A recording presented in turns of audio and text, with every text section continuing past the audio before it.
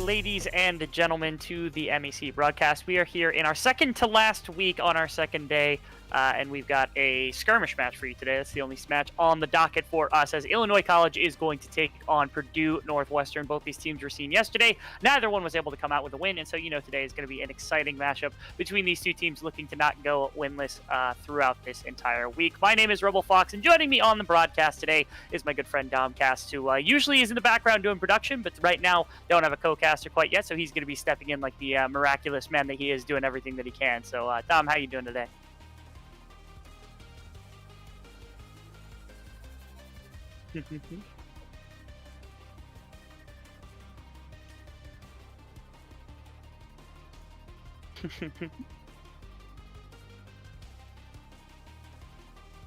Yes.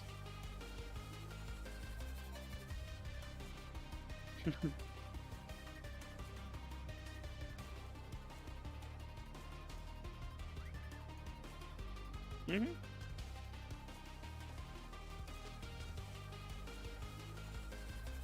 Mm-hmm.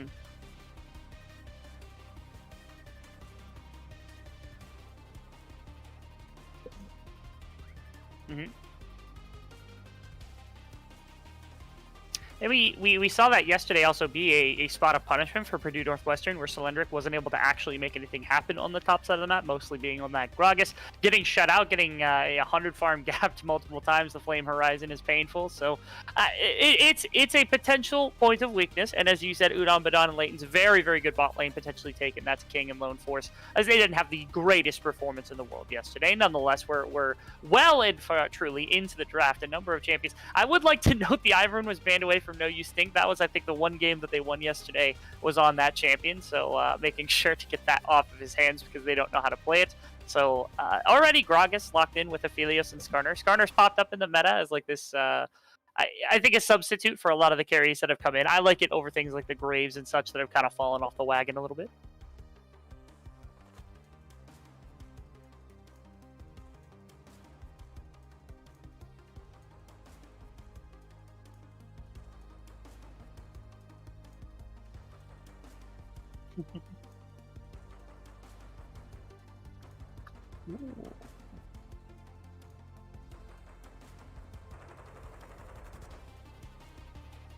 Are you muted now? So no one can hear you on the stream?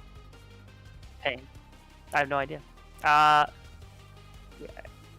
keep making noises every once in a while just so we can see if we can hear you on the broadcast. But either way, we have Anivia, we have Senna locked in here. Yesterday, Savara had a pretty good game one on the Anivia. It wasn't quite good enough to be able to take that first game, but it was really strong to start things off. The Senna has dropped a little bit in priority, but does outrange that Aphelios, still has the ability to be shifted, and Syndra gets locked in here from the side of Purdue Northwestern. I'm not in love with the Syndra pick. I think it's rather bad. In fact, if you look at my Twitter, which is plugged at some point during this stream, you'll see my top tweet right now is Syndra bad, because I just don't like the champion. But it gets locked in here as a decent way to try to respond to Anivia, as you got that long-range stun, you disengage from the Gragas, a couple of ways that this Syndra actually makes an impact in this game. Yeah, I mean, this you can say Syndra is bad, and I will agree bad with you that Syndra is not in the best spot. But sometimes teams just like to have that kill button. The press R, and the other champion just is not in the game anymore, and it makes a lot of sense because I feel like last night, Purdue had a lot of issue finishing out kills. And if there's one thing Syndra excels at, is making sure that champion, if it's low, it's no longer alive. Yeah, there's quite a bit to that, especially when you start getting the upgrades, you start getting into level 5 territory for your abilities. You get extra true damage, you get extra damage on your Q, your ultimate actually gets up getting more orbs, and you can start putting people in their place as you would hope to do. And again, in this game, there's a lot of long-range possibilities with Anivia and Senna, and because of that siege potential, you want to be able to challenge from that distance, and Syndra is one of the better options for making sure you get that with that force of will. Yeah, that's definitely, obviously a really good point there. I mean, I'm looking at the rest of the draft here, though, and I'm confused about where Purdue's strategy is. They have the Skarner, but then they have Aphelios and Syndra, and then they also, I believe, they just locked in Aatrox now? Yeah. Like, they have two champions that want to sit back and kind of just, like, play out the team fight, and they have Skarner who wants to just sprint in and Aatrox who wants to just sprint in. And I'm concerned that if they're not as perfectly coordinated as they can be, their team fight will start to fall apart. You have any thoughts on that one, Fox? Yeah, their cohesion is a little lacking at the moment. I mean, the idea, of course, is like Skarner can pick somebody, Syndra can pick somebody, and your mid fight is amazing. At mid range, like Syndra, Aphelios, Aatrox are three of, if not just the greatest champions within their realm. So what you're looking for is challenge for that. Anivia is really good at that because of the ultimate in the Q. Now Jarvan is also a possibility, as well as having Gragas for that explosive cast. So your mid fight has to be very clean, like you said. If you're not perfectly clean, you will just get abused by this team who's got so many zoning tools. Rel is also really good at throwing her body into that back line and getting quite a bit of disruption into that squad. I would love to see some more disengage option. In fact, because we're waiting on support, I think Janna actually... I hate Janna more than I hate anything because I was a support main for 5 years. I hate the champion Janna. She would probably be flawless in this composition, as it's the only way to make sure that your mid-fight doesn't just get completely ruined by Rel Jarvan. Yeah, that's a great point. It looks like they're covering the Galio, though, and it's going to be locked in. And, Janna definitely is a lot simpler of a champion to deny those engages, but Galio punishes him pretty hard, too. He does have the AoE taunt to kind of disrupt once they get into the back line, but I do have to agree with you. Rel Jarvan is just so scary right now, just because Rel, in her current state, is as a engage support, is just... There's not a lot of answers. And, Janna, you mentioned, is one of them, but they didn't appear to go for that, obviously, but... it's kind of the same thing that I was mentioning on Purdue's side, where like they have like J4 and Rel to just dive in, but Anivia is not really good at following those kind of things up. And Senna, I'm not really sure about that either. Yeah, in order for the side of Illinois College to really make this comp work, like the Anivia has to position so aggressively forward into Rel and Jarvan engage that like you run the risk again of Syndra punishing you, Aatrox punishing you, Aphelios punishing you, and then the Galio, to me, like you can counter engage with Galio. It's a very viable strategy. Another possibility opens up that Skarner becomes this massive kind of run-in strategy where you're going to be jumping into a fight, like allowing Galio to ult into the backline. So you can play very far forward with an aggressive Aphelios, aggressive Syndra and Aatrox walking forward, or kiting backwards away from the Jarvan and the Rail engage, which are both possibilities for Purdue Northwest. So they've opened themselves up to both those possibilities. I think both of those are also really contingent on both Senna and Anivia being capable of punishing alongside what the Jarvan and the Rail bring. Yeah, definitely something to look out for, I think. Just, taking another quick glance at these two teams, I'm trying to think, like, what are the win conditions? Like, which team wants to end earlier? Are we going to see Illinois trying to push for an early win, or are we going to see Purdue trying to stall something out? Like, what are your thoughts here for Rebel Fox? That's a good question. I think really this whole composition is just kind of built around Skarner, where it's like Skarner is your pick tool, Skarner is your engage, Skarner is what allows Galio to get the backline, Skarner is what challenges Anivia in any sort of siege composition here. Everything else is built around playing into the champions that are in front of you at any given choice, and so like your engage is contingent on it. Your like everything on this side of Purdue Northwest is built around this Skarner right now, which is why it's really interesting that they've built around this champion, which can get insane. I mean, last night I was watching LPL because my friend was on for the first time. I remember mentioning this to you yesterday, and this Skarner was moving at like, I mean, the only word to describe how fast he's going was schmoving, because he was ridiculous how much movement speed that the Scorpion had to be able to pull people literally out from under tier 2 tower and pull them nearly back to their own tier 1. It was obscene.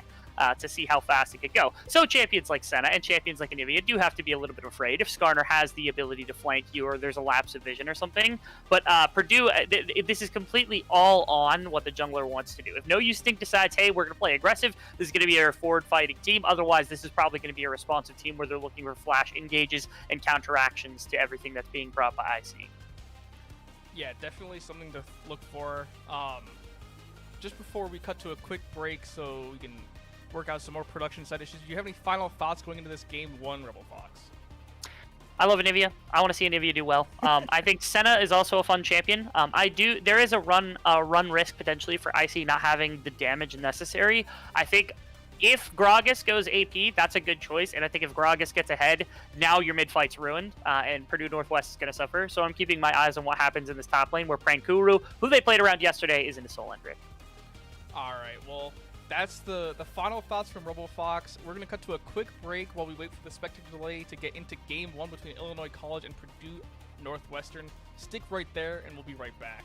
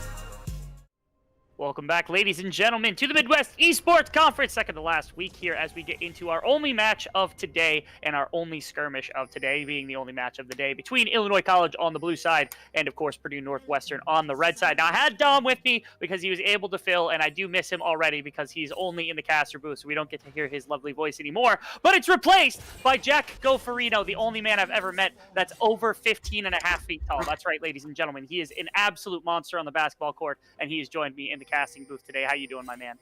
Well, my basketball career was cut short because my legs don't bend, sadly, and being able to bend your legs usually helps in basketball. It allows you to shoot. I'm stuck here casting with some nerd named Rebel Fox.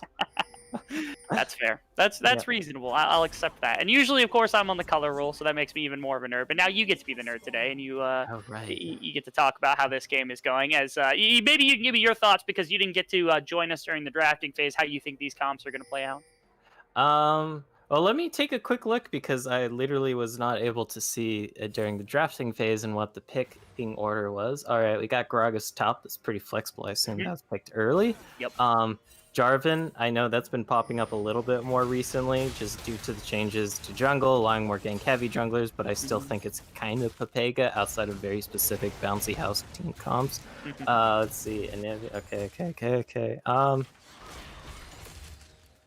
I am going to need much more than 15 seconds to fully formulate my thoughts on how these two teams are going to interact. You know what? We got a whole game. Let's talk about it. The entire game length as we get into this one. And we saw yesterday, like Cylindric was on the Gragas a number of times, and he got Flame Horizoned, I think, in all 3 of their games yesterday when Purdue Northwestern lost against Mizzou, unfortunately. And Breakuru gets his chance to flex on Cylindric in the opposite matchup. So maybe the Aatrox is what Cylindric needed the entire time, and maybe Prankuru is able to be that damage backbone that we know Gragas can be when you build a full AP.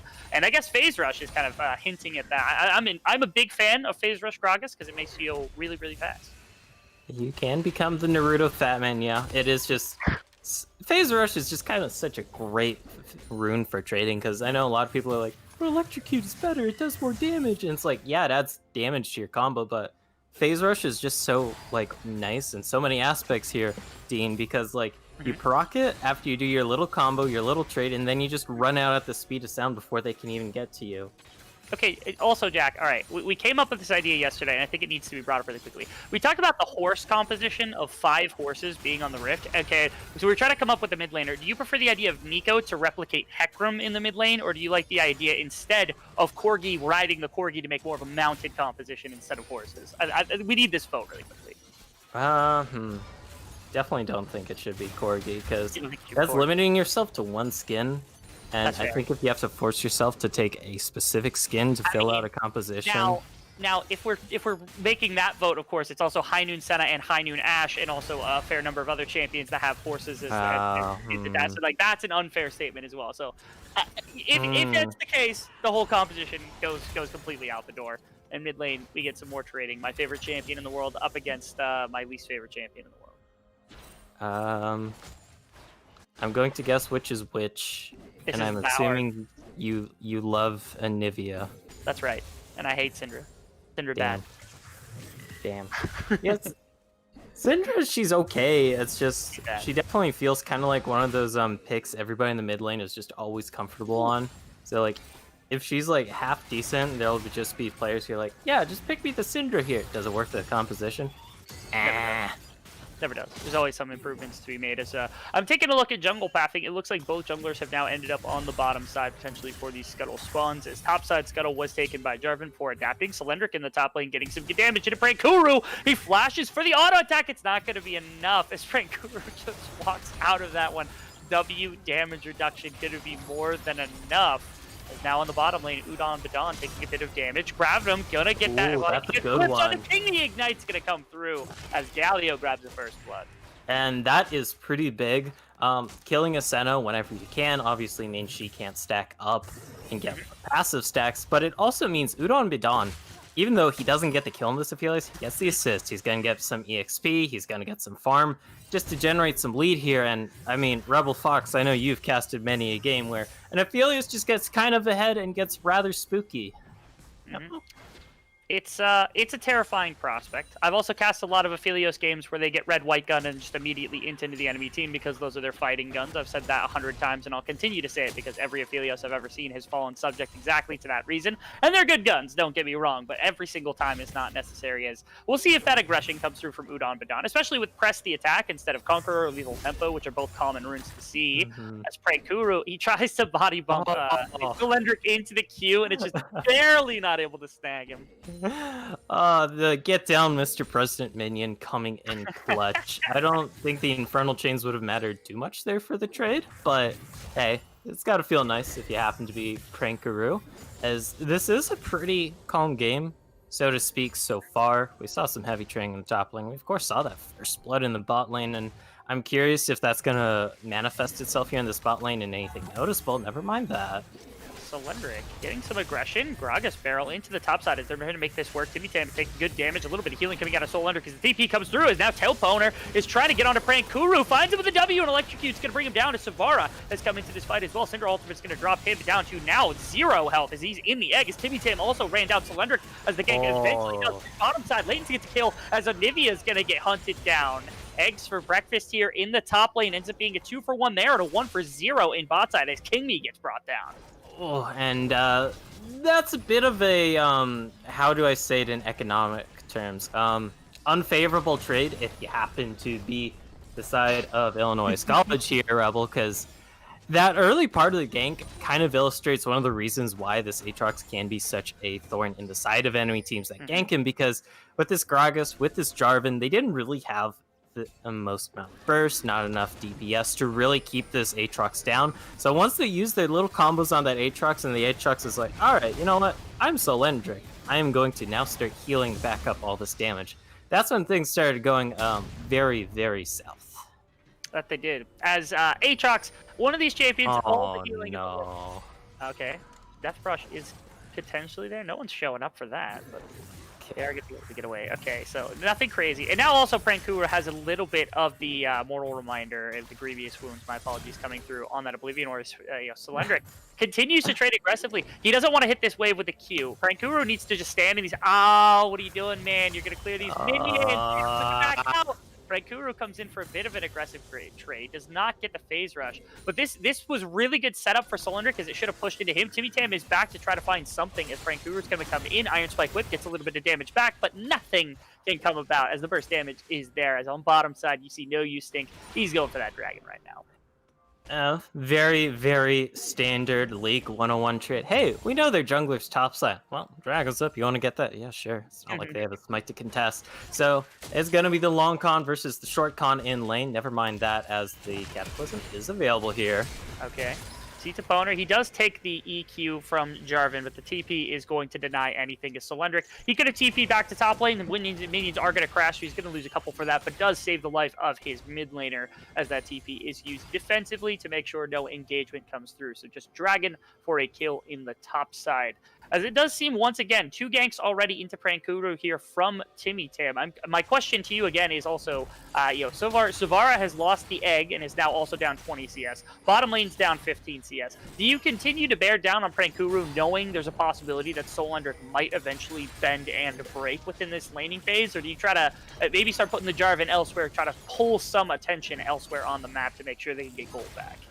I think a little bit more attention elsewhere might be handy. Sure, you can bury this Aatrox 6 feet under. They did remove his revive passive, so you don't have to worry about him popping back up. However, though, Rebel, I mean, this is a full AP top lane Gragas. That isn't going to be your exact ticket to completely winning this game. Sure, it might help you take out a Fed Syndra, maybe a Fed Aphelios, but it's not always guaranteed. And what is guaranteed is an Anivia just chilling down enemies, or King Me as this Senna is continuously giving them the howdy ho on this high noon howdy skin.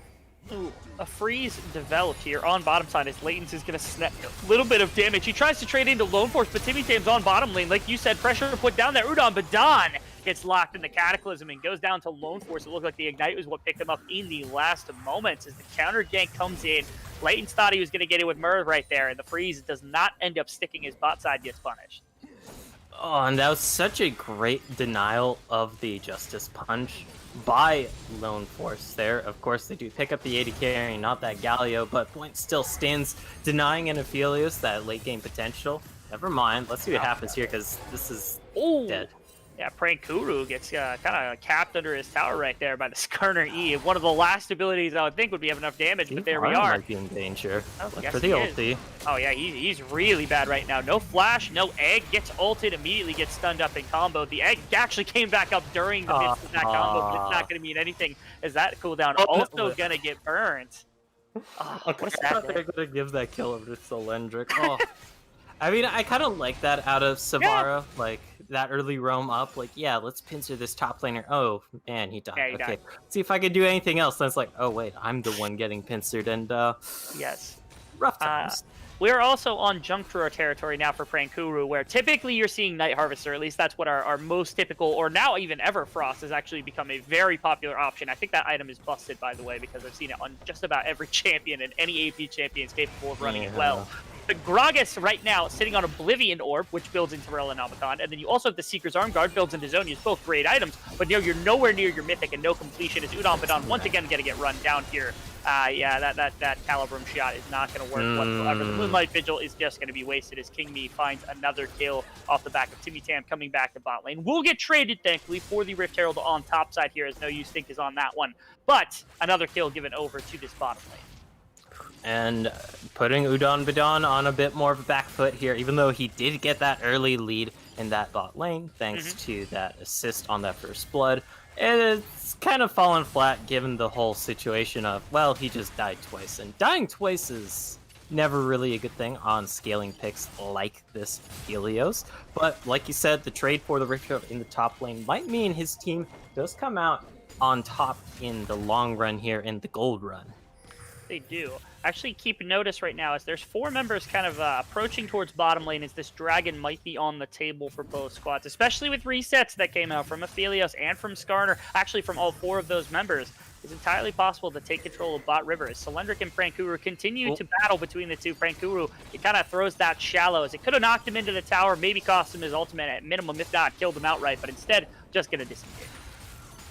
And I'm curious to see. Oh, never mind. We're gonna see even more fighting.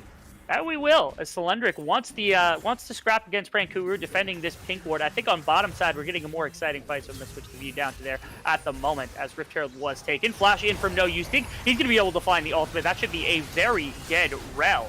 As Udon Badon can be able to pick that one up. EQ in from Timmy Tam. Cataclysm is going to get dropped as well. They're going to be able to maybe trade on the lanes. That they do, but they lose their jungler. 2 for 1 on bottom side. As also Prankuru exceptionally low right here. Can't opponent find this. He goes over the Raptor.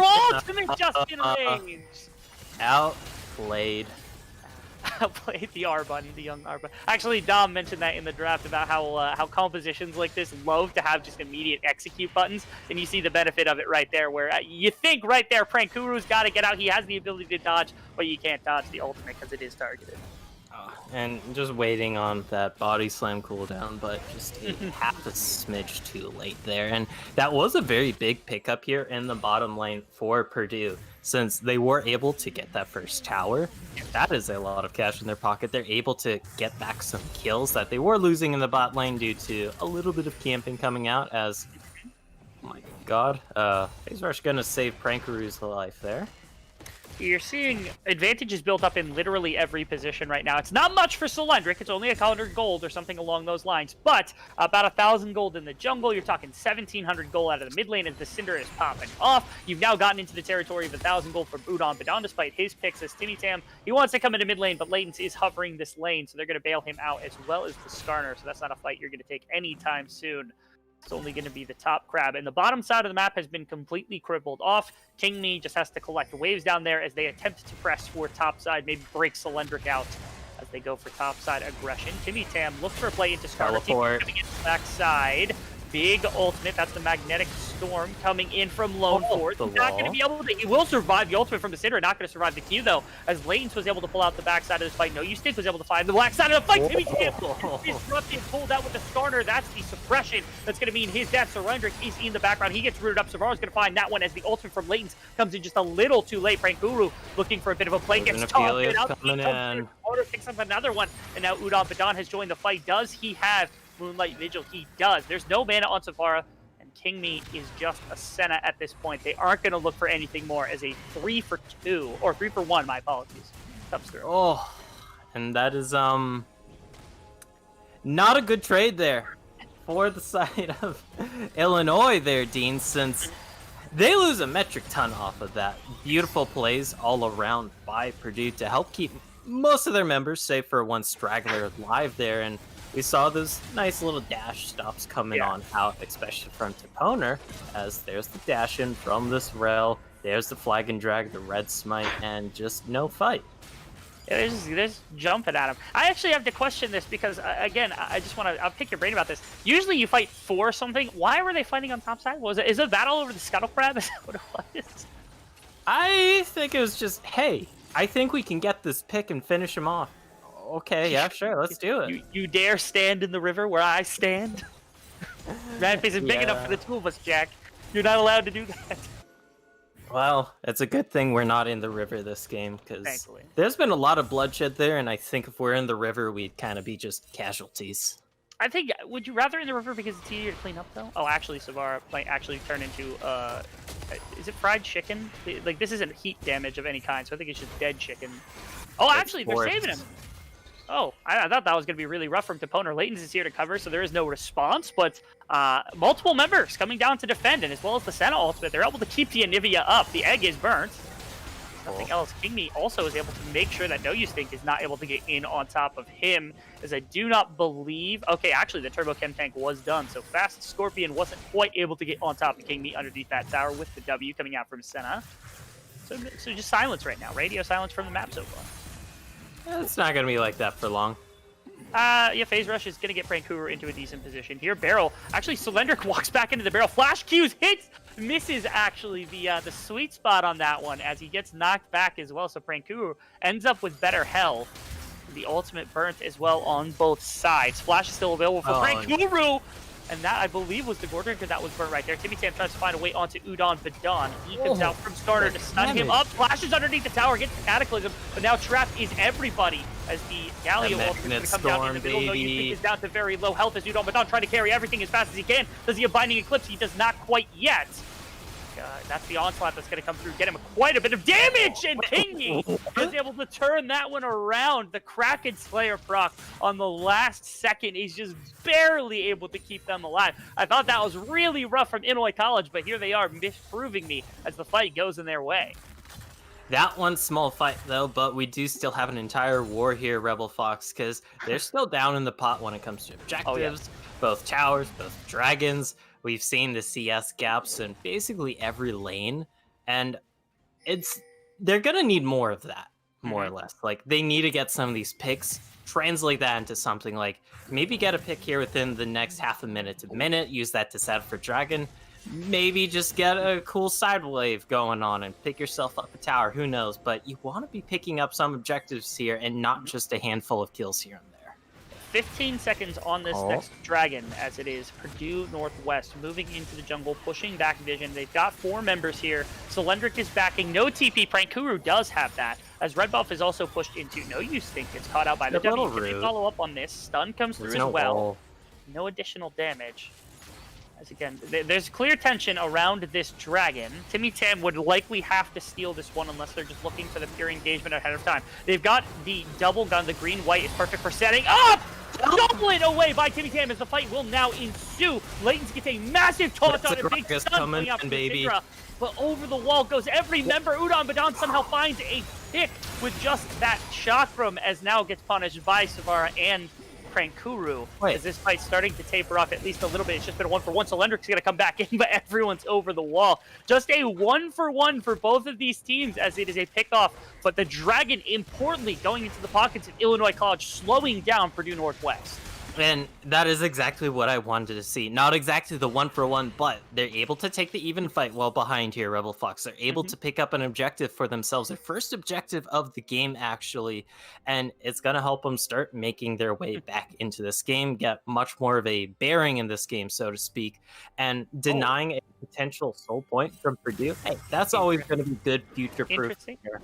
This is some shenanigans happening in the bot lane right now. As Prankuru shoves up a wave with the Poner sitting behind him. He does get the tower, but now the question is, now what? As he gets shoved back by that E and Saponer. This is probably just a very dead Gragas as they're just playing with him. Prankuru actually doing some really good work, but the ultimate is undodgeable as expected, as the Cinder is going to be able to grab another kill. Grump, I think, actually goes over to the Timmy Tim, and Savara is able to catch him. Oh, that Cataclysm positions that maybe he can't E out. He is only just now able to get an E out, and Savara breaks the fight with the W. Oh, and that was like half pixel amount, like just a half pixel further, and that would have been trapping him in for death and not, you know, a secret guardian angel. Yeah. Layden's gonna be doing some deep clearing here. Might have to be a little bit careful, of course, though. The Jarvan Rel combo, not exactly known for how insane they can burst, since this Jarvan is kind of past that point where he has a bit of burst in the early game, and now he's just kind of like, all right, cool. I am a full tank that's kind of tanky and does a little bit of burst damage, I guess. I can respect that at minimum. Timmy Tam is already low econ in this game as he's well behind Skarner, and Skarner's already a low econ champion. But so many times do I see like Gore Drinker or Stride Breaker or something like that onto the Jarvan, and by the time it's completed, he's just useless in the game. At least with this, you have some tank stats, you have the ability to frontline, you still have your perfect engage. Yeah, you don't have the damage, but at minimum, you are able to do something as Layton's might get caught out in the river. I think it's almost inevitable. W's not going to tag it, actually. In fact, they're going to get disrupted. Toponer doesn't actually hit a stun onto anyone with a pretty decently placed orb, but they can't follow up on the Layton. It's just too tanky. It is too tanky. What can I say? But yeah, that's why we're kind of seeing a lot of these very tanky supports come out this year. Rebel Fox, you can just kind of do silly stuff like that, and you have a much greater chance of surviving as... Okay, Savara just bought a tier this late into the game. That's kind of interesting. That's going to be a little bit of time to stack. I also know there is kind of a big bug with Tier the Goddess right now. Never mind. Die. Udon Badon is getting Cataclysm on. He's going to die immediately. That's the majority of the damage that's going to be coming out from a lot of the carries. The only one left is Toponer. Cylindric doesn't have much either. Pick tries to come down onto Lone Force. All it does is pull him in for the Magnet Storm, though, as the ultimate comes out from King Me. He's going to find a little bit of a pick onto Syndra as well. There's no damage anymore. There's nothing left here. Layton's going to get slowed down and CC'd to death by the combination of those two. Frank Guru looking for the one-on-one, and Cylindric actually turns this one around. Everfrost is not going to tag, and Beryl is not going to tag either, as that ends up just being a trade of health bars, as Baron likely to get started up here. Can they find something? So, No Use Think is still alive, still has flash to get into the pit, does have a level advantage as well. Q comes through, Cylindric gets hit with the W, so, oh my goodness, Stridebreaker's not going to tag either. Q comes through, gonna find him, Barrel not going to explode either, as No Use Think is trying to pull everyone off of Baron as they're collapsing on the Cylindric to find an additional kill, as King is going to be able to snag that away with the auto attack coming through. Savara, can he find the stun? They force him back just a little bit. Ultimate comes out, going to slow the Skarner yet again. TP's coming in underneath of them at this exact moment. No Use Think again finds himself in. Owner comes in from the side as Udon Badon is now re-entering the fight from the front. Stun's not going to tag on anybody. CC's going to come through. Samara finds another one as Udon Badon and No Use Think are still up. Maybe the Baron possibilities taken off the board. The fight seems to be breaking up a little bit. So I don't think any more siege is going to come through. An elongated fight very heavily in the favor of Illinois College. I believe 5-1, all things said and done. And Toponer teleports in. There's all those low health members, and he doesn't pull the trigger on the unleashed power, possibly trying to get the most maximal value he can on that ability as... all right, gonna barely survive that. But still, just... it cost him greatly there. We saw just how hard Udon Badon was chunked there by, I believe, 2 autos from King Me's Senna. And this Senna is starting to hurt quite a bit here, Rebel. Very much. Very, very much. Dragon is on the table for both sides here, but Timmy Tam is in the base right now. There is no smite. No Use Think has run down here immediately. He doesn't have the health bar to stick around for any sort of a fight. Are they going to be able to put this onto Soul Point? They will. Grog is not able to find anything. Cylindric going to push Prankuru back. Now, does the fight exist? Layton is just going to try to zone everybody away as the rest of his team might be able to move away. Toponer comes in on another flank. Can't find a stun. Lone Force gets the magnetic pole into Udon Badon, who's going to flash out the backside of the fight. King Me on the backside getting pushed behind Toponer. And this front line is here. Lone Force is down very, very low. Udon Badon has to chase it down as Skarner is going to be able to grab Timmy Tam on the other side of the fight. Cylindric try to face tank with all this healing, as that's going to be a Cinder get brought down. King Me gets a good ultimate as well in the midst of everything to give his team shield and extra damage. Layton's is able to find a taunt. Can he get one auto? Not going to be enough until the back end of that one, where Udon Badon's going to pick that one up. Stuck in the Anivia ultimate at the moment. Frostbite Prankuru, and Savara is waltzing through these fights with a quadra kill. And that started off so well there for Purdue here, Rebel. They were able to get that first kill. They kept their carries alive. Udon Badan just doing so much damage, but they weren't able to finish off some members here. Kingme, Savara, both able to just pump out so much damage during that fight and really shred through the enemy team. And Purdue kind of feeling the brunt of that towards the end of that fight there. Props to Prankuru there for going for the sneaky Death Bush trap flank strat. I don't know the exact phrasing for it, but he came from a bush they didn't expect it. They died. And he does. That's, I think, the third flank from Toponer that just has not yet worked out. And we talked about during the drafting phase about how hard this mid fight is going to be, because you've got like Syndra's mid-range, Aphelios is mid-range, you've got like Aatrox who fights from low to mid-range as well. And all of that space is so well controlled by the likes of Rel and Jarvan and Anivia that if you're not really careful with how you're able to find access to the backline, you simply don't win fights. Right there was at least a decent setup for Udon Badan, but again, he can't get into backline to fight Savara or Kingme or Prankuru until the light is way too late. And so because of that, this Aphelios can't get there. The Syndra is getting picked off at the beginning of fights because of these flanks getting aggressed against by some of these dive champions, and you're seeing what's happening right now. I will say Soul Point, especially Infernal Soul Point, is humongous for the side of Purdue Northwest, and they still have the capability of winning fights. This Aphelios is getting onto later game itemization, as is the Syndra.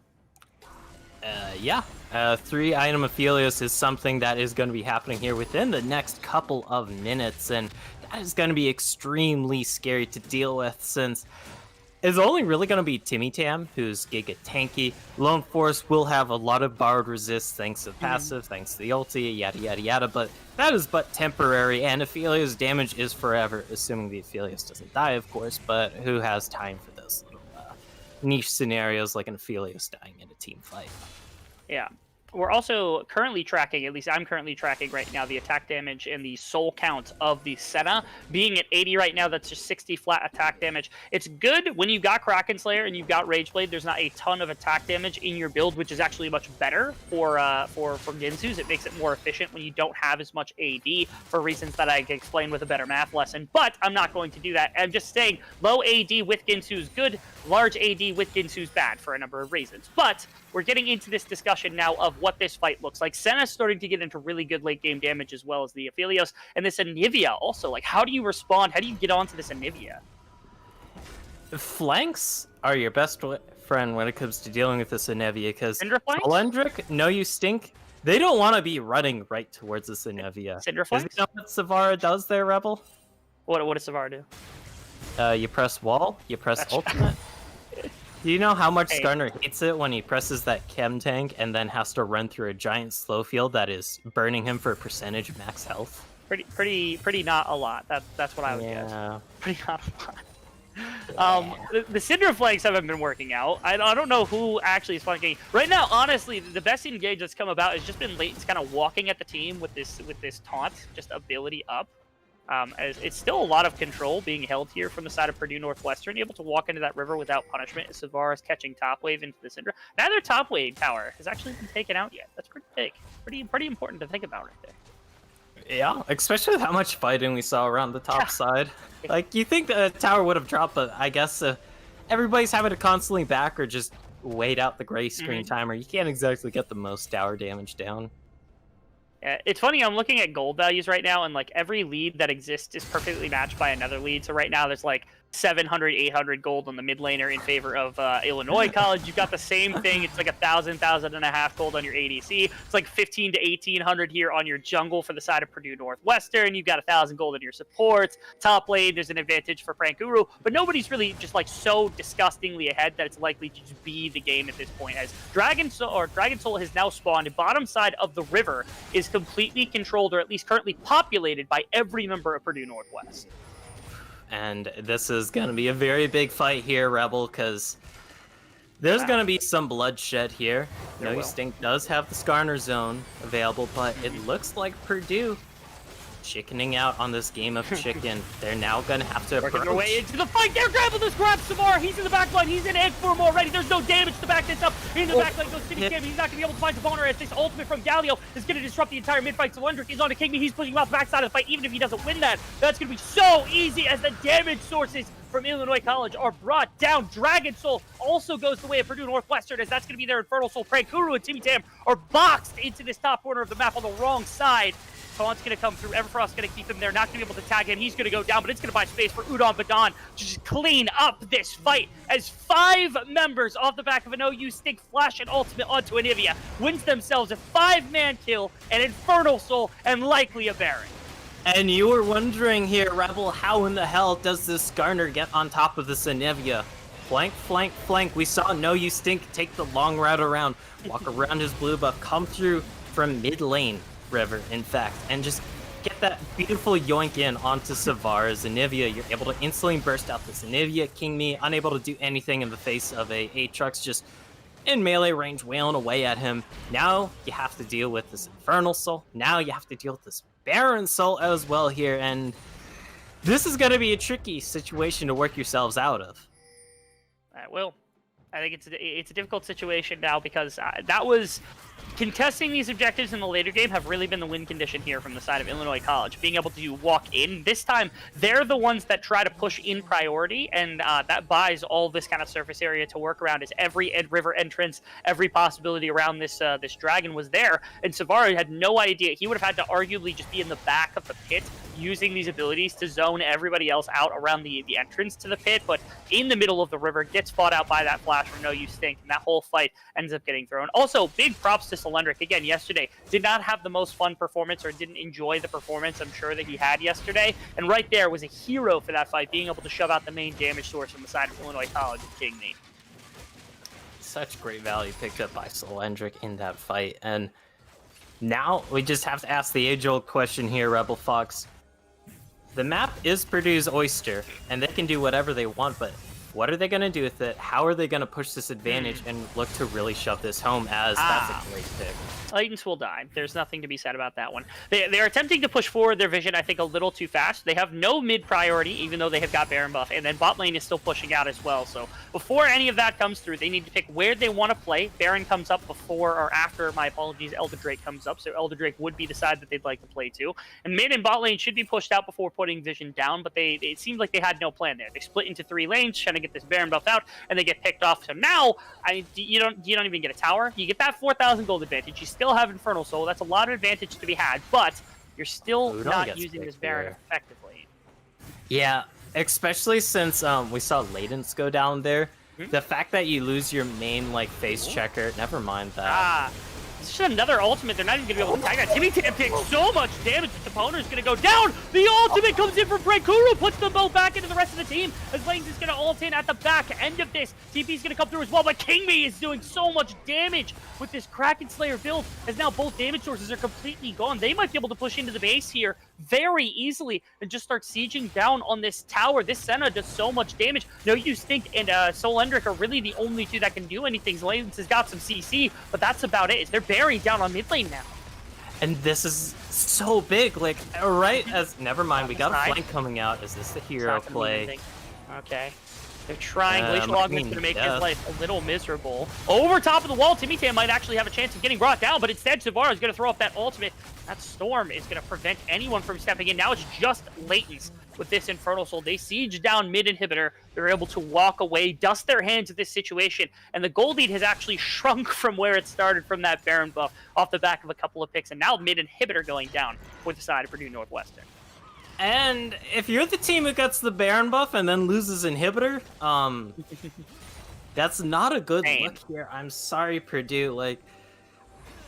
Getting caught out in that mid lane, I know they did, of course, invest a lot of resources, and you were almost able to kind of turn that just due to how insane Udon Badon's damage is right now, but this Baron buff is null and void. It was just a little bit of cash in their pockets. I think the only tower they picked up was a top lane outer turret.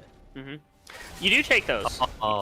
We see. I think I've seen this exact play before, just minutes ago. This time, Layton's not. No damage to is here to help out. Kingme will be able to pick him on the back end of this as Kuru might actually get picked in his own. Udon goes down and traded instead for the Gragas. Leighton's also going to be walking away here. Cylindric is able to catch a W onto Timmy Tam, not going to slow him down. It's just a 1-for-1.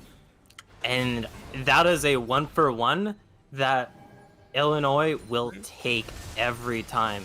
Trading Prankaroo for this super scary late game Aphelios who shreds everyone, that is great worth. But what can they do with this? It looks like it's just going to be some mid lane cryo, maybe looking towards the spot lane turret as no, you stink. Be careful, buddy, this isn't your jungle right now, and wisely just gonna chill out. I know there are a lot of junglers who are like, oh no, well, time to go back to farming my jungle. Oh, they're all there. How could they be there? They were just mid lane. You're a Skarner, you don't need farm. I'm just going to say that right now. Right? Actually goes for the Gargoyle Stone Plate, which is a little interesting. Just has quite a bit of tankiness on him with Force of Nature also completed. As it's just set up, my apologies, around Infernal Soul. I feel like we've seen this one too, where if Illinois College is set up in the river, they need to be very careful about where Savara is positioned. Otherwise, No Use Thing can easily find an angle, especially with Flash. We've seen this exact story before last time Dragon was up. I'm a little terrified for their prospects right now, as instead they are going to see a little bit of pressure in the river. Just give it back to Purdue Northwest and try to work their way in, or at least capture one side of this river. Let's see what they're able to do with this, because no teleports on both the solo laners means they can't go back to get, spend all the cash they just picked up. They're still an Infernal Soul. Very strong.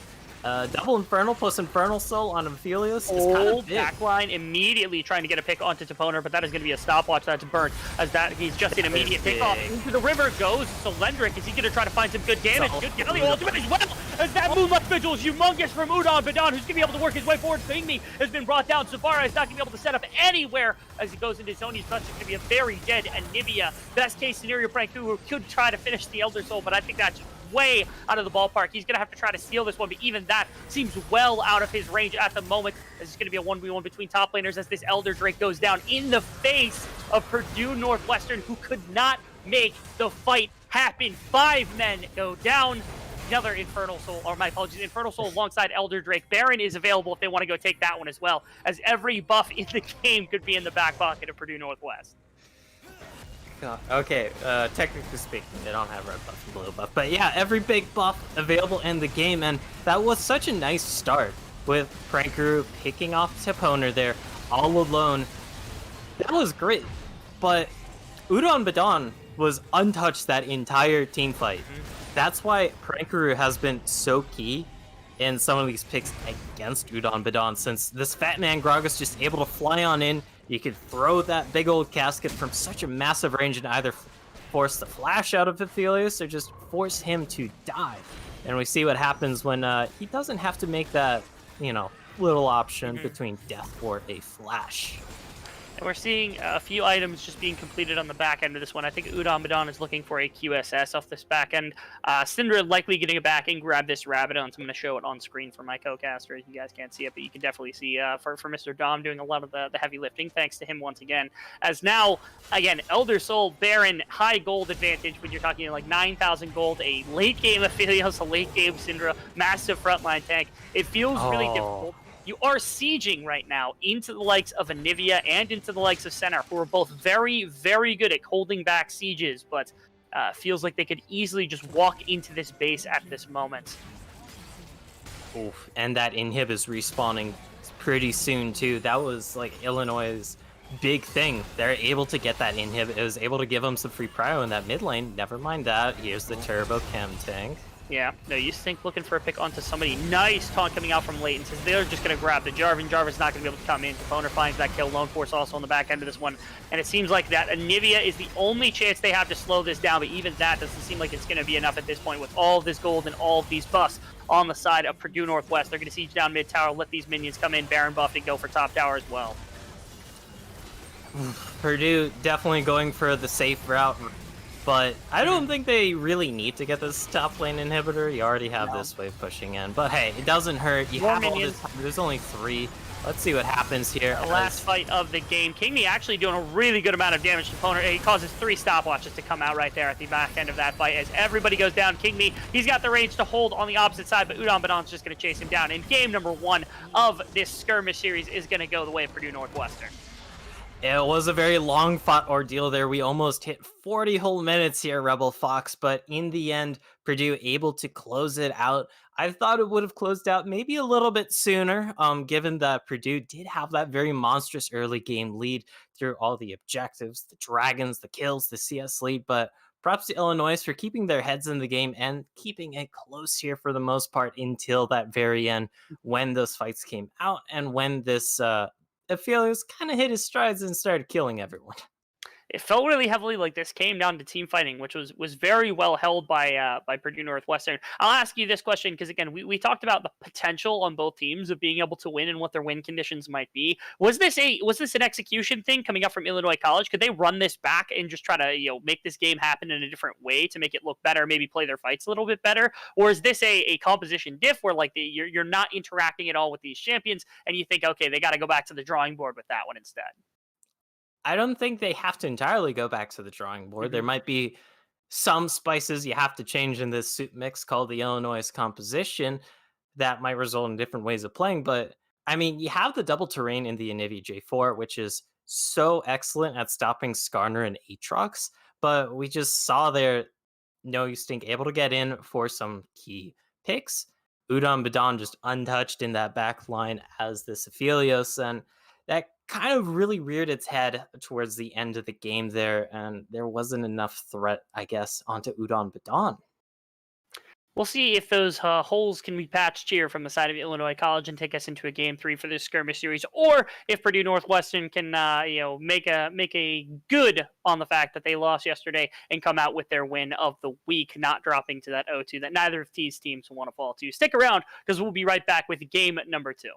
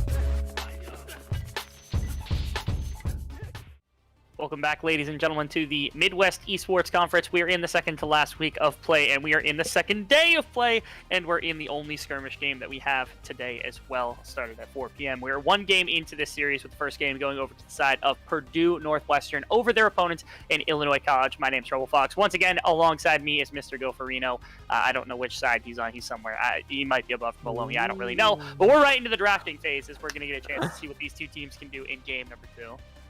And, yeah, you got the Tristana, the Olaf, the Nar, the Camille, the Ivern. A lot of picks taken off the board already, partially because we hopped in a little bit late here. Either way, though, let's see what the last ban is here from the side of Illinois, as it is going to be that Hecarim, really eliminating some key power picks in this jungle pool, and that Hecarim in that Olaf. Does mean, of course, that the big man bear pig is still available. Still very strong on this patch, all things considered. Extreme. Yeah, even after 2 rounds of nerfs now, it feels like he's still really, really good. Although Skarner in the last game for No Use Think actually seemed pretty good as well. So that is the hover right now from Timmy Tam, seeing if he's going to match and try to have the same performance that No Use Think did as well. They feel like very similar champions, don't they? Where it's like you run, you stun, your job is done. But in the case of Udyr, you have more damage. In the case of Skarner, you have more lockdown because of your E and your shield and your ultimate, things of that sort. As Seraphine also is going to be coming in. The S composition is on the board here from the red side. And Seraphine sneaking her way through the draft, or through the ban phase here, surprisingly. I know she did get hit with some pretty decent-ish nerfs, but she's still all around just such a powerful flex pick and very easily strong in that B1 role. However, though, Yasuo Gragas, this might technically be a bot lane combo here, since Yasuo Gragas does pair very well in the bot lane. Still, though, flex potential, as always. Yeah. Could see it. It's definitely not Gragas going into the jungle, unless we're going to see Udyr somewhere other than jungle, which seems wrong to me and to everybody else. As you said, could be a bot lane combo, could be top and mid, could be even just mid and bot or something along those lines between these two.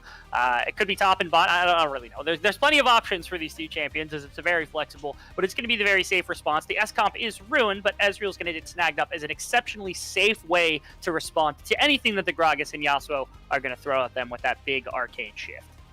So it can still technically be preserved if you pronounce it Ezreal.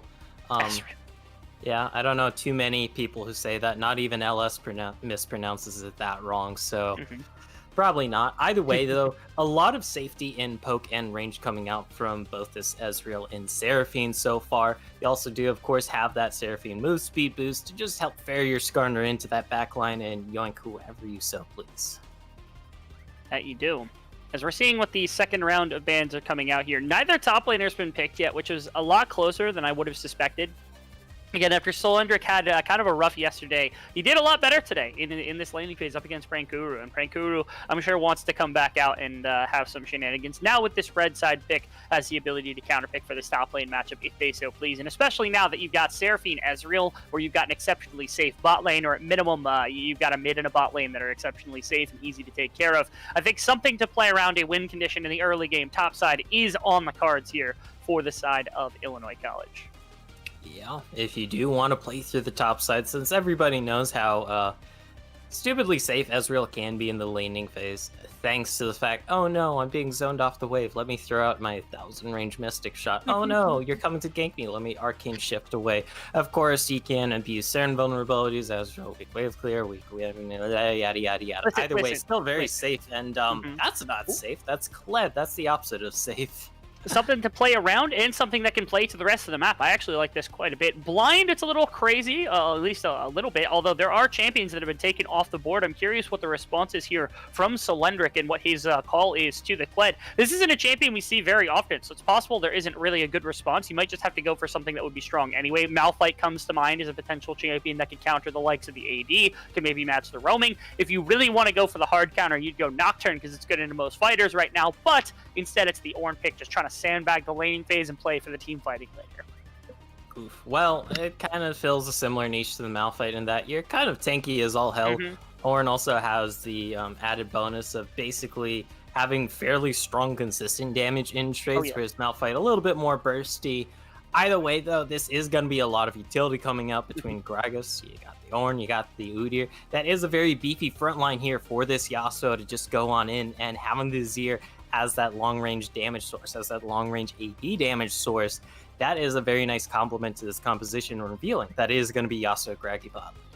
As you would expect. And this has been lightly counterpicked by the fact that Ezreal and Seraphine are double range champion into double melee. You've got safety. If Seraphine's going into the support role, it's possible she still goes into mid lane if they absolutely want. The important thing, I think, is playing into this Ornn will be big for this team, and so now it's going to be Skarner into that. And instead of anything else, it is going to be the Braum locked in for Ezreal in this bottom side. Easy to stack that Q, especially against two melee champions. This is a great response, I think, to what the Yasuo and Gragas are trying to bring.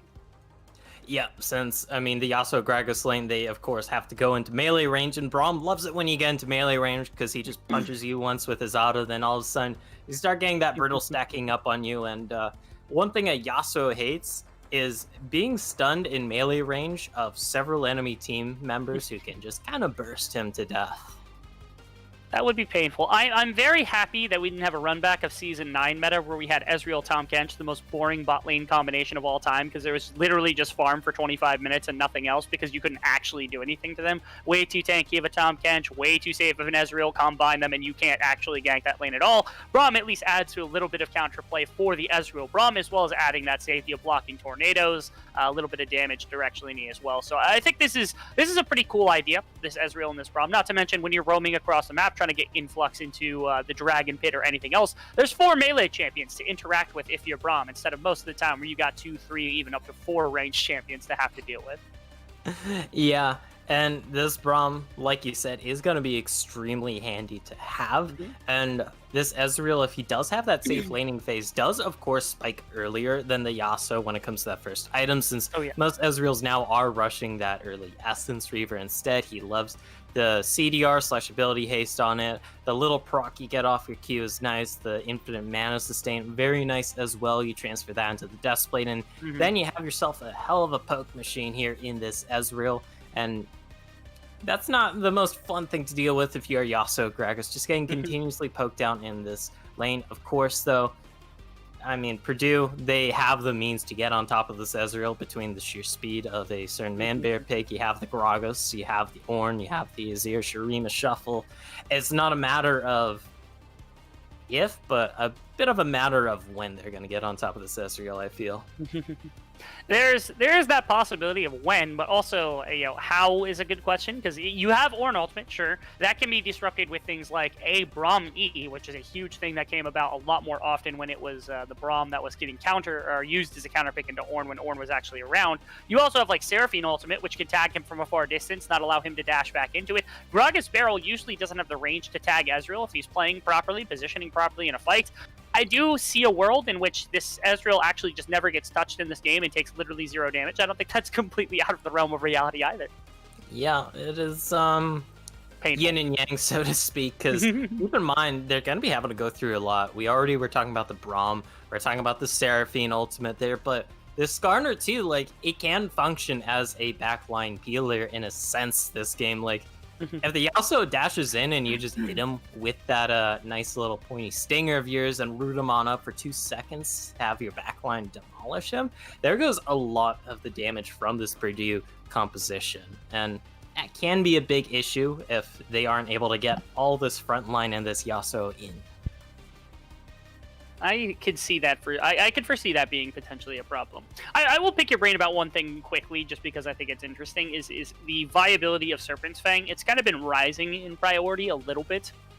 Usually much better on AoE type champions, and I know Ezreal probably not going to build more lethality than just the Duskblade, but my question actually comes to Kled and whether or not that's a viable option. If he goes for a really aggressive build, you got shields on Azir, you got him on Udyr, you got him on Yasuo. If Gragas wants to build defensive, you can find that as well. Is there any possibility we see that if this goes for a really aggressive roaming style Kled, trying to make sure that these shields don't do anything, get really heavy damage that we've seen Serpent's Fangs been able to stack?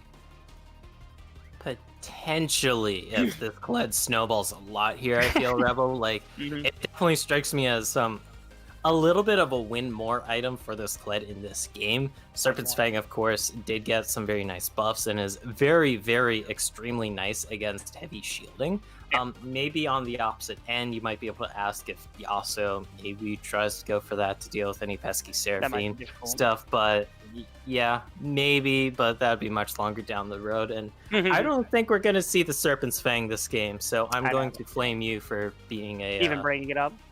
Yeah, for bad bringing this. Oh my god. That's my bad. I was thinking about it. I just like the concept of it as we get closer to the start of this game. So then, we talked about potentially the possibility of playing to Kled, or at least playing with Kled around the map, whether it's attacking the Ornn or using the Kled's ultimate to roam into other lanes. So what's the attack plan to start with here? You've got this Udyr, who's capable of ganking early, also capable of farming early, but ideally would like to get out on the map. Who's he attacking? Because, again, top lane might be difficult. If you get the 2v1 against Kled, he is melee, and especially when he falls into the no Scarl zone, then that could be a problem. But bot lane also seems rather enticing despite how hard it is to get onto Ezreal. Definitely mid or bot, I feel, this game, because Ornn, there's a reason why they picked him here into this Kled. Ornn very self-sufficient, doesn't require too much resources, and can usually take a hell of a beating. So if you want to focus on the mid, if you want to focus on the bot here, you definitely can do that. If you're able to get a nice flank around into the mid lane onto this Seraphine that is being piloted by Savara here, hey, that is going to be a hell of an easy kill to pick up.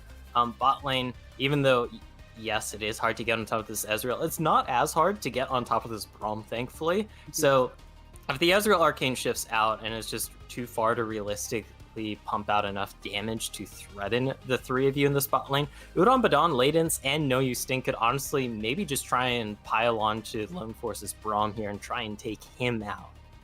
We'll see if a bottom side focus, especially mid and bottom, with this Yasuo Gragas here from the side of Illinois College, is able to turn the tide and bring this into a game number 3, or if Purdue, or my apologies, if Purdue University is able to take this to a 2-0, or if Illinois College is able to make this Ezreal and Braum safety bot lane, as well as their very aggressive Kled top, give them into game number 3 territory. We'll be right back after we get into game, get everybody sorted. We'll see you on the Rift in just a second.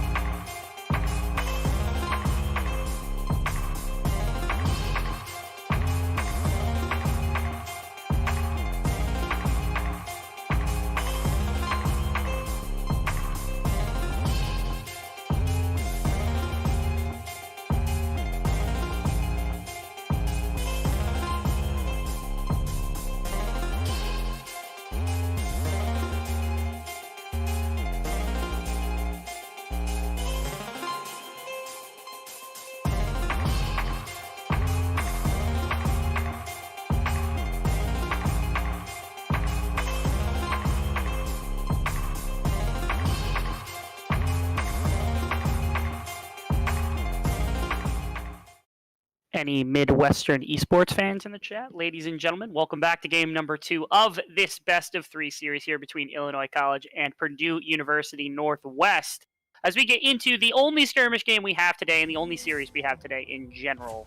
Unfortunately, no additional C-Lol content until next week when we're going to have our final week. Yeah, that's right. Wah wah is correct, Mr. Gopherino. As we get onto the Rift and we see this 5-point from both squads.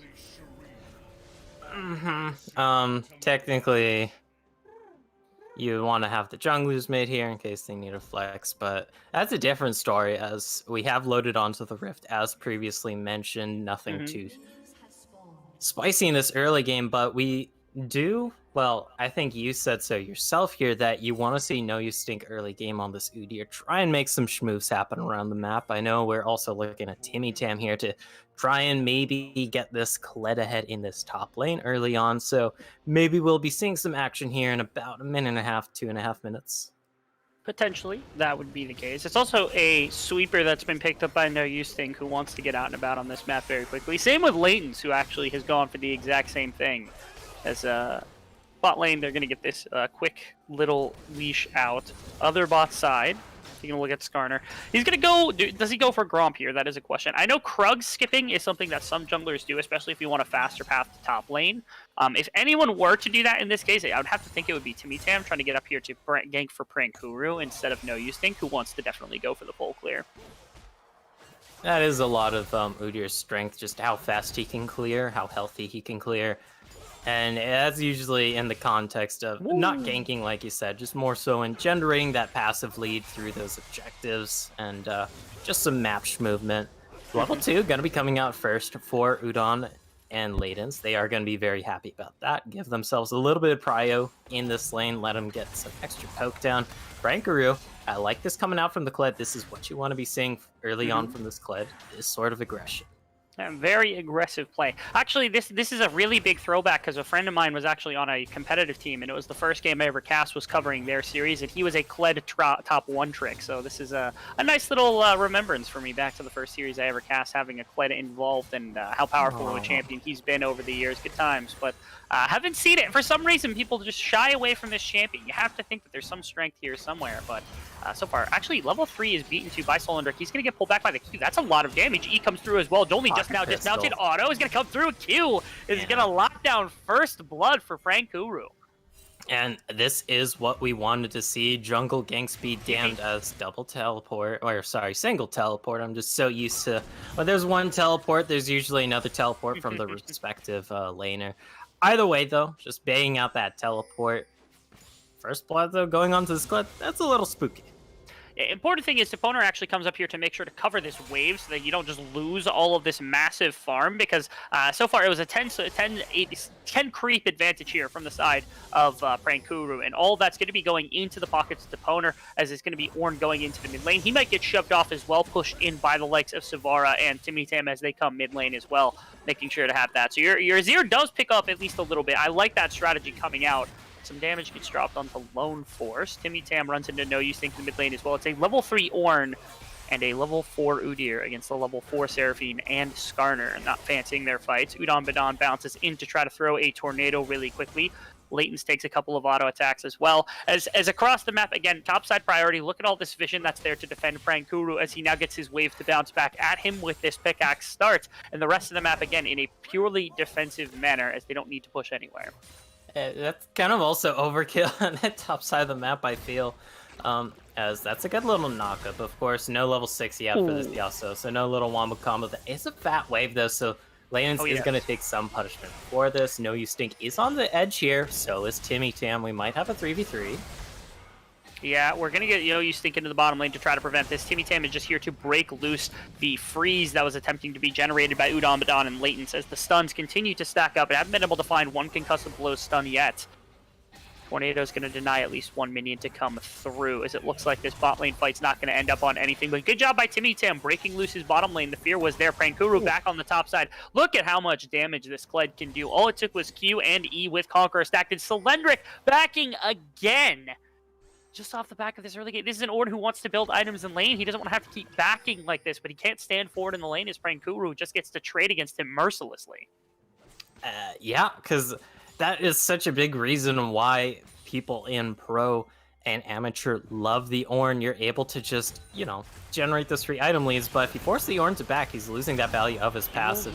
Me. Stun comes through, and the passive from Kled, removing Skarl, actually removes tower aggro, so not even going to take too much damage because the last few shots of tower shot just do not come through as it loses aggro, and just an easy dive here for Kuru. 2 kills already onto the top side of the maps. Latents and Udon Badan might finally get stuck out here as the shield goes up from Udon Badan. He has to dive in, double teleport to try to force this one. Stun's going to come through, and Udon Badan's going to go down immediately. Timmy Tam's going to find that one, and Solendric is going to come in, triple knockup as Toponer and everybody else is going to try to clean up the remainder of this fight. Timmy Tam is getting shoved off. Toponer is going for the Braum. Should be able to hunt him down after enough time. Can they slow down enough time here for Timmy Tam to end up going down as well? Solendric going to pull up that kill. I think that's really good as a 3-man fight on bottom side trades out for just the one for Udon Badan.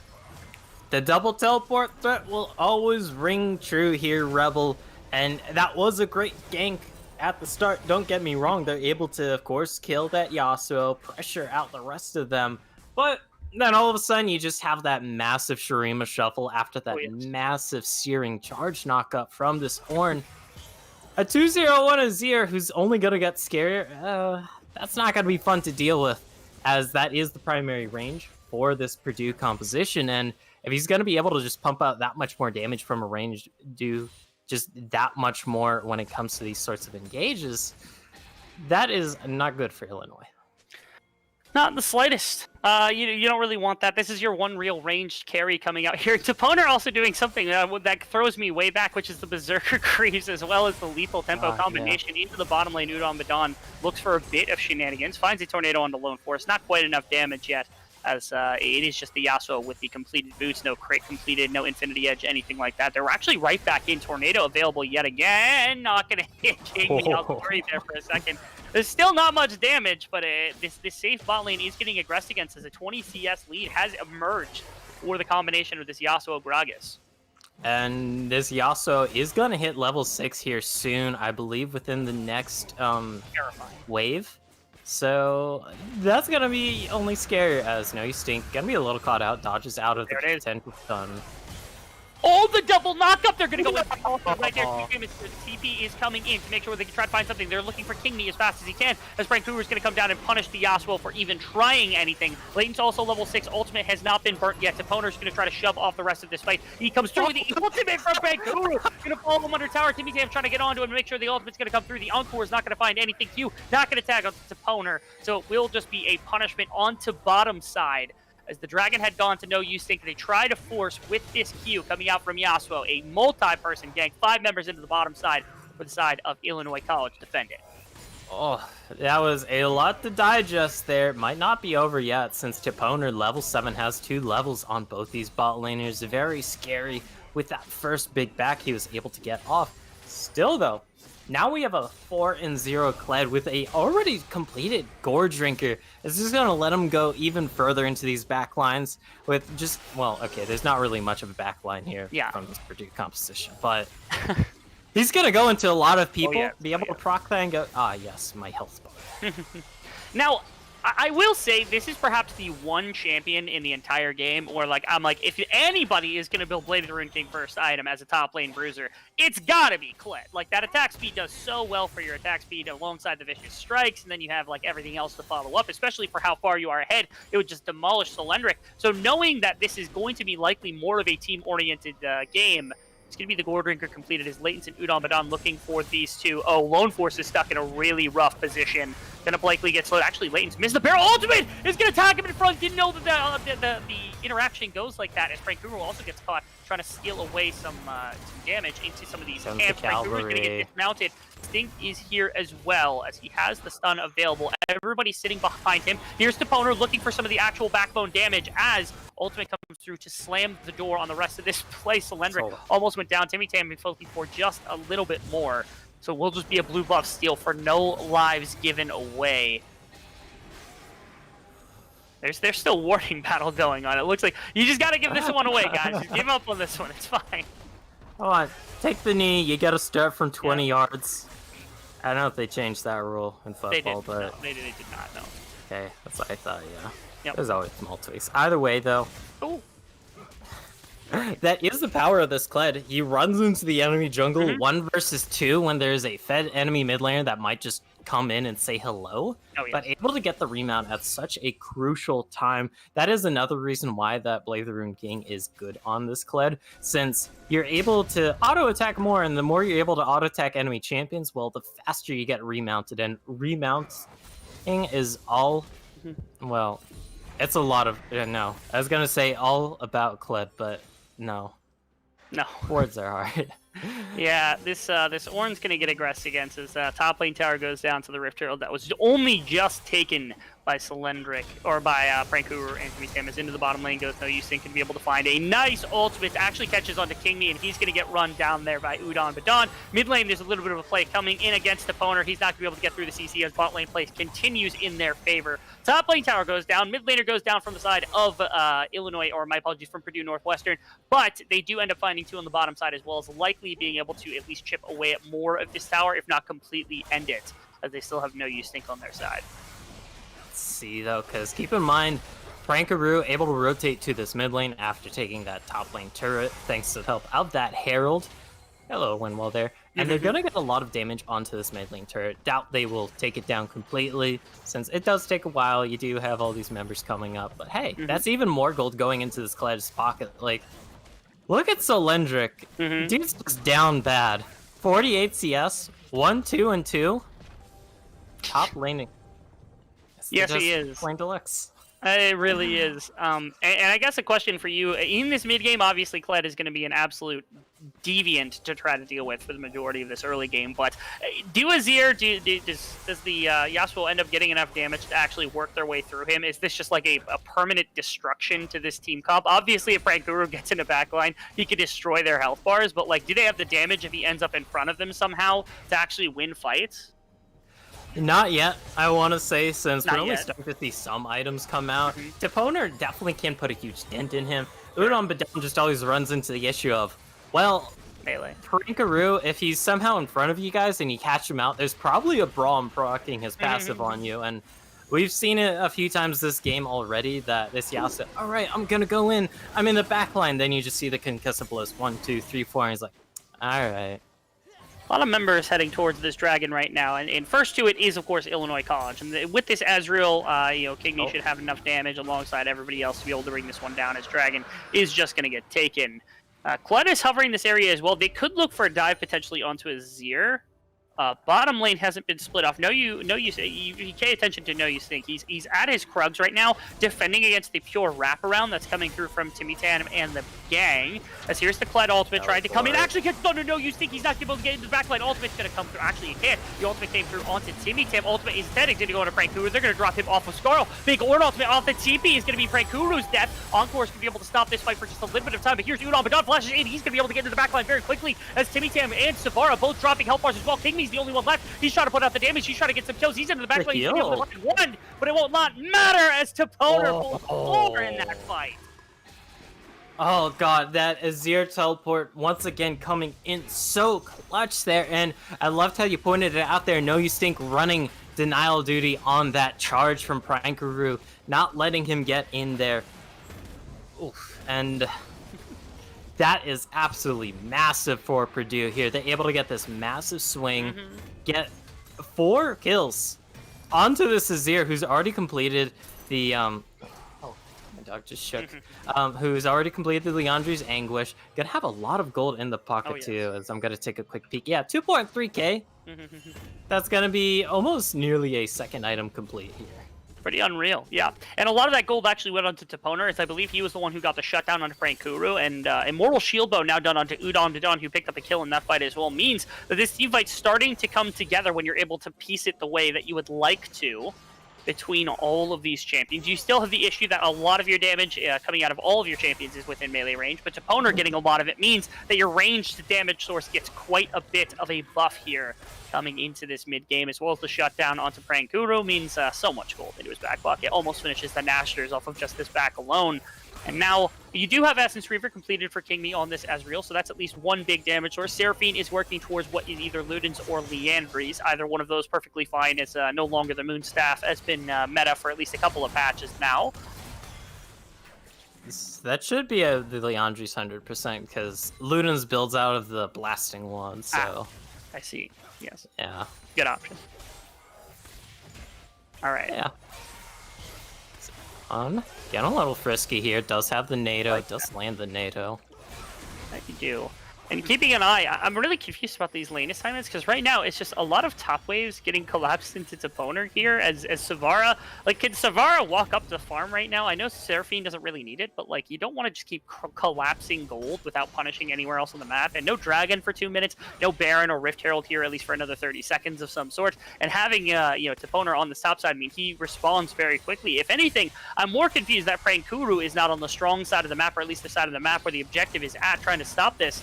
Cylindric has actually closed this gap decently. He's nowhere near in terms of gold where Prankuru's at, but a minimum his itemization might be enough to stall as No Use Think's found his way to this bottom side, trying to make a play. Shield goes up after Flash comes down from, it looks like Leighton's. Hex Flash, my apologies. That was? Oh yeah, that was... No, I think it was Flash. I think it was full Flash. It just pings his Hex Flash because, of course, it takes the place. Yeah, like, oh buddy, I want to ping that this is on cooldown. Then you ping, they have Hex Flash. It's like, okay. Pain. And again, with Seraphine on the top side and the push out coming through from Toponer, because No Use Think made his way to bottom side and got spotted out by Prankuru down there on the attempted play, they're able to take away this Rift Herald for completely free. Is it? Oh! Lord. Okay, I was wrong. It was actually taken by everyone else. They're going to be able to snag this Rift Herald as well. The fight is starting to come through. Windwall hasn't been able to stop anything. Timmy Tim actually gets shoved the opposite way to disengage from Duan Badan. That was gorgeous right there from Toponer. Now the ultimate comes through from Prankuru. They're going to be able to shut him down with their Seraphine. Damage is still coming through. That was a play of shenanigans coming out from the side of Purdue Northwestern. Illinois gets something off the back end of it, but the Rift Herald still gets confirmed for themselves as they also brought down Timmy Tan. What an absolute drive-by of a steal there. It was like right after you said, gonna go down here without any contests or worries whatsoever. Then all of a sudden, run, steal, job, kneel, I guess? I don't know. We can force other rhymes later. And we'll force plenty of rhymes during this game. As somehow, again, everything came together right there to be just the one-for-one trade. I don't think it even went on to Kingy. It went on to Seraphine, which is positive, but it's not the greatest thing in the entire world. You still have this incredibly powerful Azir. Yasuo was able to get disengaged, and now Dragon is on the board.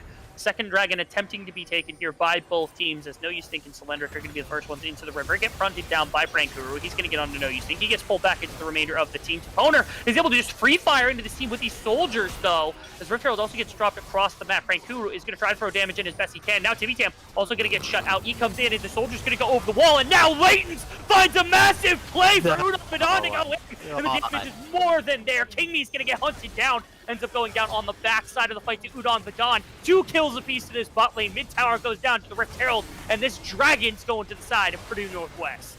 Oh my god, and Purdue able to stay alive long enough there. No Use Think almost dropping, but hanging on by just a bit of a thread there. And Toponer shredding through this. Fed is all hell Kled with 2 items on this Azir.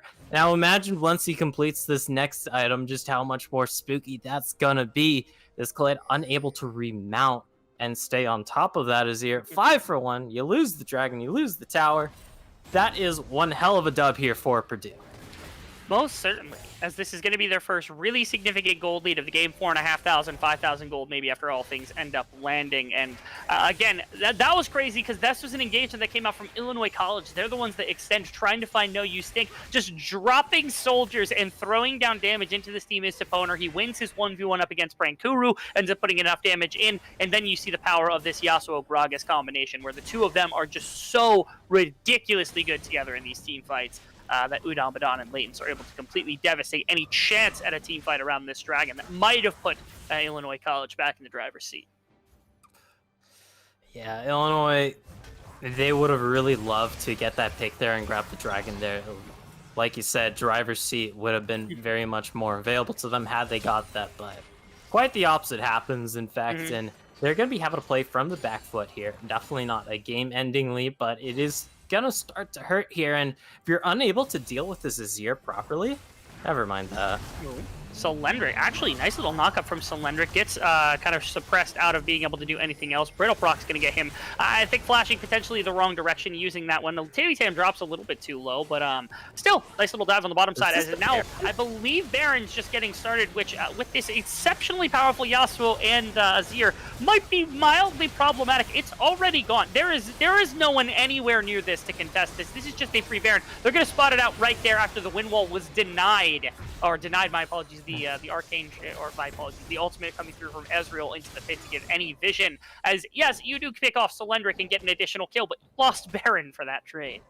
The thing is, I don't think Illinois College saw that coming. Like, it's 20.5 minutes, and they shredded through that Baron. Rebel Fox, like, I mean, goddamn, Solendric was alive longer in that dive than Baron was.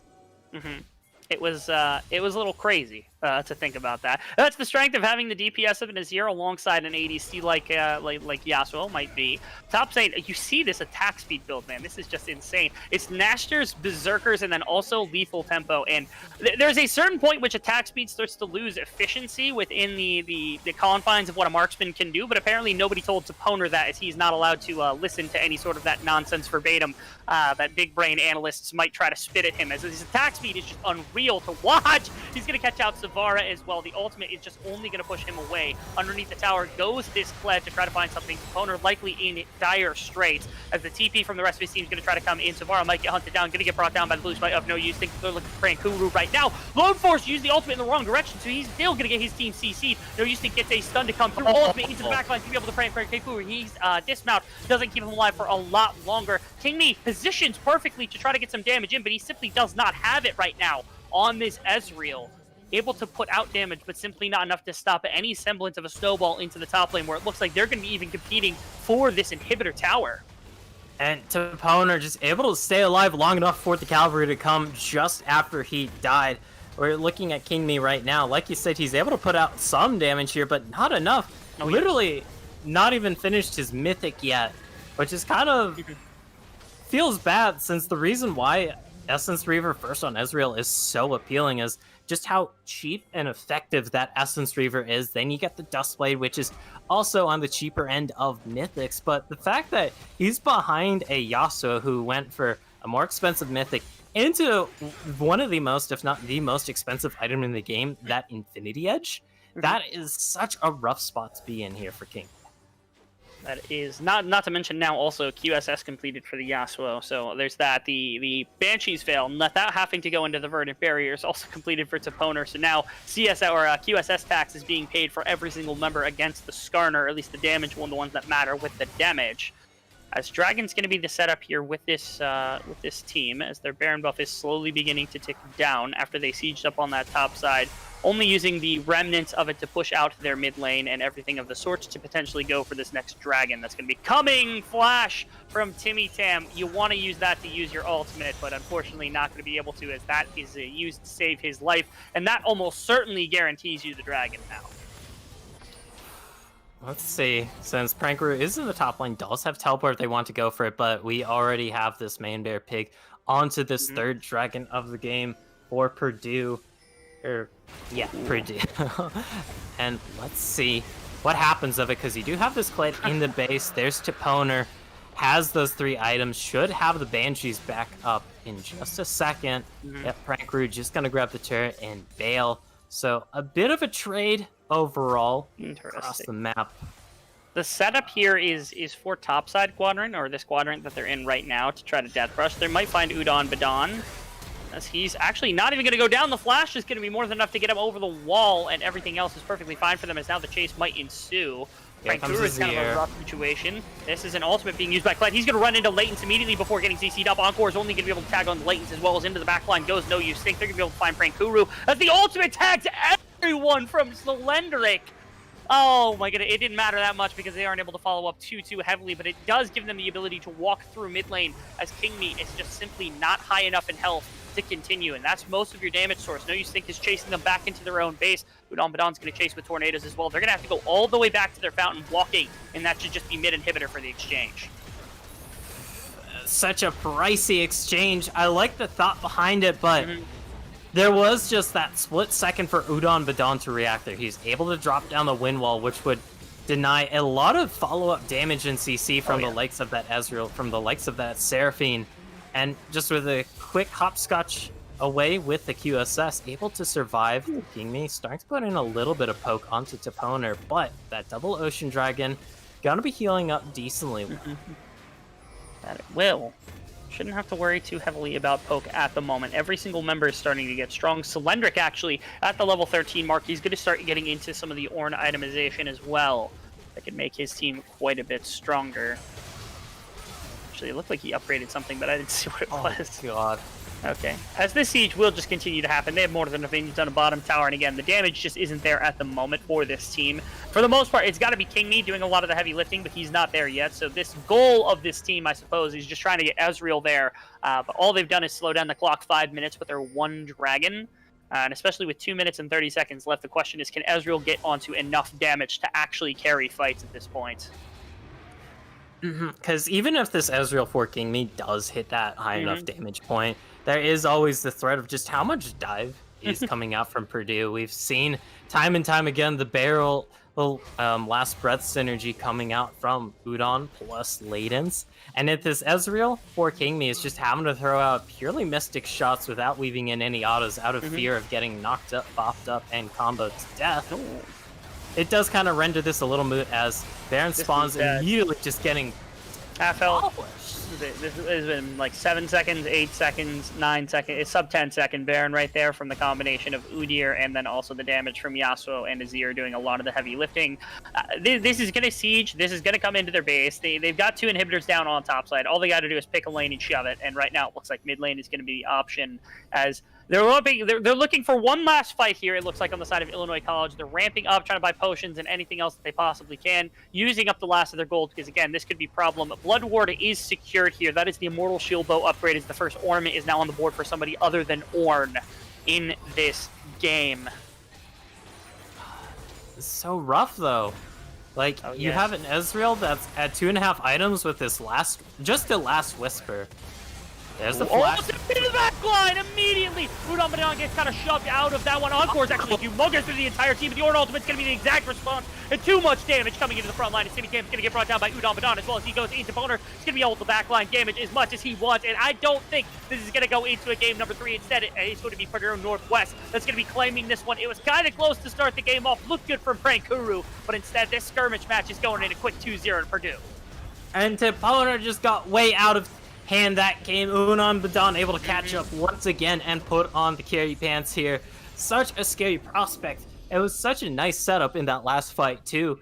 You're able to save the Ezreal and Sivara from that wombo combo, but even after that massive encore, even after that massive glacial fissure, there just wasn't enough damage to cut through this Purdue squad out of Illinois. Yeah, after those early wins, I mean, you're talking about, you look at the damage dealers on both sides, and you've got like Kled, Seraphine, and Ezreal. Seraphine isn't the biggest damage dealer in the world on only 1-2 items. You usually got to wait for 3. Ezreal can do some damage on 2 items, but typically 3 is where you're aiming for. Prankuru is your main damage carry, and they tried to put him around the map. He was destroying Cylindric. They were able to do quite a bit of work with him as they got him into the map in other places, but it just was not enough. He's not that centralizing carry that could have carried that early game. And so now you look back at what the other composition was able to do. You got the Yasuo Gragas protected in the early game. You had Toponer on a number of kills to start off. Like this was just phenomenal fight and good gameplay around what the win conditions were, and superior team fighting, I think, in both games showed by Purdue Northwest. Because game number 1, I will give Illinois credit that they did a hell of a job from behind to get themselves back on even footing in that game. But this time around, like, Purdue just shutting them down every single chance. Like, this Fed Kled started off the game 4-0, now 6-5. Like, just unable to do anything. Once the Skarner attacks came in too, it felt like this Skarner not really able to do enough coming out from Timmy Tam aside from eat a bunch of damage and then die.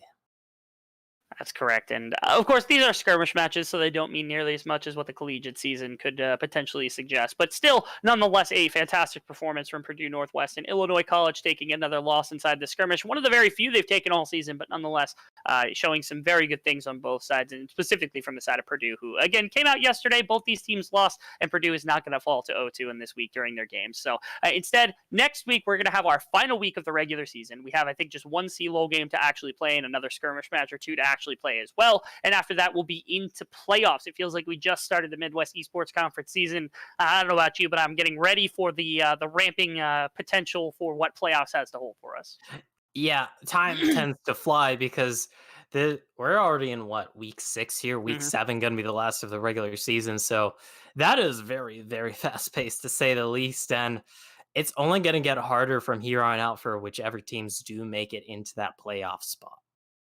That it will. And from me, Rebel Fox, and from my co-caster, Gopherino, on whichever side that he's on, and from Domcast, who filled in for Game 1 for the actual drafting, and then, of course, producing in the background, we all want to thank you for coming out and watching the MEC. We're getting close to the end of the season. Back next week with the final before we get into playoffs. I'm sure it's going to be exciting. Hope to see you there.